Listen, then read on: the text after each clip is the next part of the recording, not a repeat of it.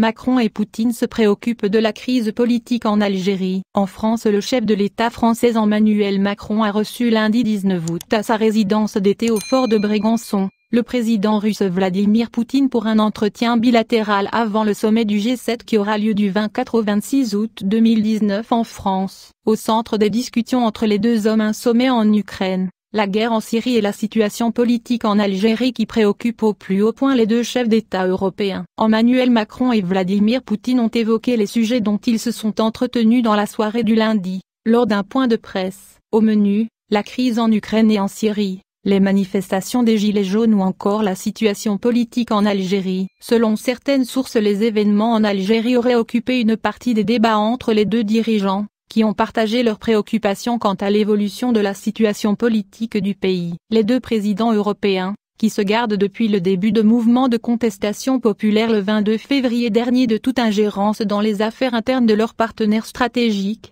auraient tout de même évoqué les derniers rebondissements dans la scène politique en Algérie. Il faut dire qu'un prolongement de la crise algérienne n'arrange pas les affaires de la France et de la Russie en Algérie, en raison des relations politiques privilégiées qu'entretiennent les deux pays avec l'Algérie et leurs nombreux intérêts économiques. La réaction discrète de la France et de la Russie depuis le début du mouvement populaire en Algérie. Les diplomaties de la France et de la Russie se sont montrées très discrètes dans le traitement médiatique de la question algérienne. Paris et Moscou suivent avec grande attention et inquiétude les développements de la situation en Algérie mais évitent d'exprimer la moindre opinion sur le cours des événements. Les deux pays européens ont déjà fait savoir leur souhait de voir l'Algérie gérer une période de transition pacifique, de courte durée et sans dégâts sur la situation sécuritaire, dont le moindre dérapage peut faire exploser toute la région du Maghreb. La Russie s'oppose à une ingérence française en Algérie. Pour rappel, le mardi 9 avril dernier, le reporter au Figaro Georges Malbruno, citant une source diplomatique,